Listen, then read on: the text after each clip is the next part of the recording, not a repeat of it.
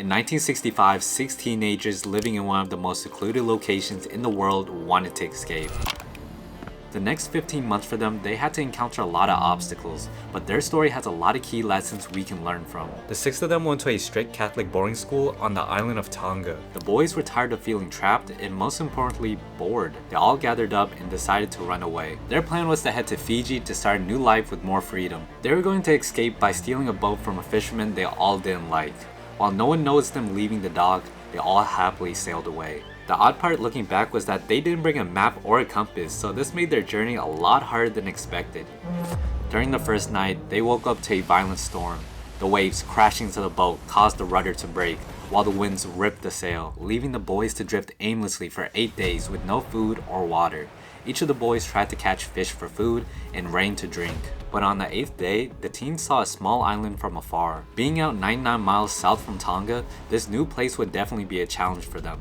The island of Ada is mostly mountainous with rocky beaches and steep cliffs. It has not been populated for 150 years ever since the natives evacuated there. As their boat got closer, a wave sent it crashing into a rocky shoreline, causing the boys to have cuts and bruises. In the first days of survival, they dug a makeshift cave and acquired the meat from the native animals. However, as their water supply got lower, they would start drinking the blood from seabirds. The next year and a half, they would need to work together if they wanted to survive. But something amazing would happen on September 11, 1966. A captain by the name of Peter Warner took a trip to Tonga.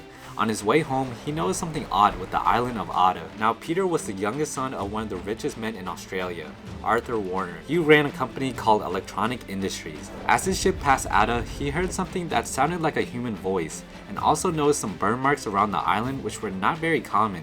So he came closer to investigate. There, all the boys jumped into the water and swam up to the ship. When Peter first saw the boys, he was shocked to see that they were doing fairly well. The 6 of them had split up into teams of 2 for tasks like gardening, cooking, and guard duty, and was basically working 24/7. They had to capture at least 2 seabirds each per day to have enough to drink and eat. So I was starting to wonder, how did these 13 to 16 year olds communicate so well with each other? I found out how, and it's pretty interesting. They made a timeout policy that everyone followed. When the boys got into heated arguments, they would spend 4 hours alone to calm down. During their first 3 months on the island, the 6 of them climbed partway up the dangerous mountainside, but failed each time.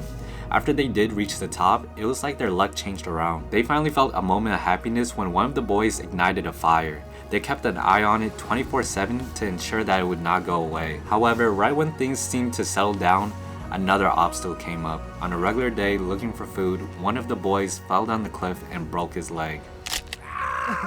All of them rushed down to make sure the boy was okay. They used sticks and leaves to help his injury. Fortunately, he was fine and it fully healed in 4 months, only leaving a scar. Now, something great would happen when one of the boys found the remains of an old village. They hit the jackpot. They were able to use it as a new shelter and even found some new food sources there. At every bump in the road, they were at each other's side. It would be easy for a bunch of teenagers to just start yelling or whining.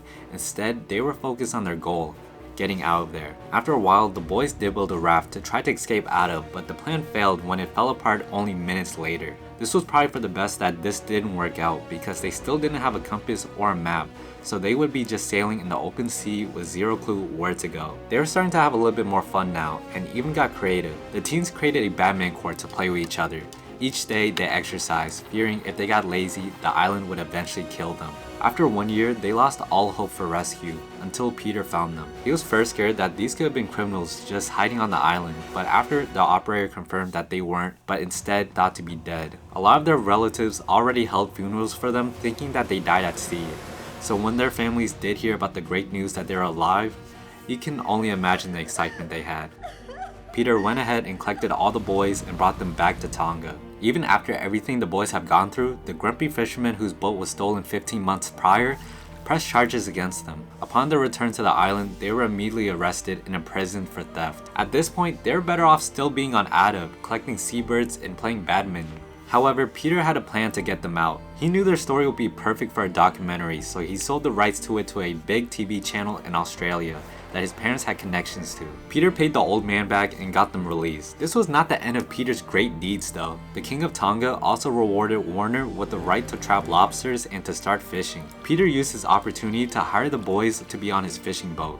It was a win-win situation. Fast forward to today, many of the boys are now living overseas, and for Peter Warner, he passed away in April 13, 2021. This was a very beautiful story with many great lessons. They developed communication skills and looked out for each other no matter the circumstances. Their dedication led them to get rescued and even get a job. I think this can sum up their story pretty well.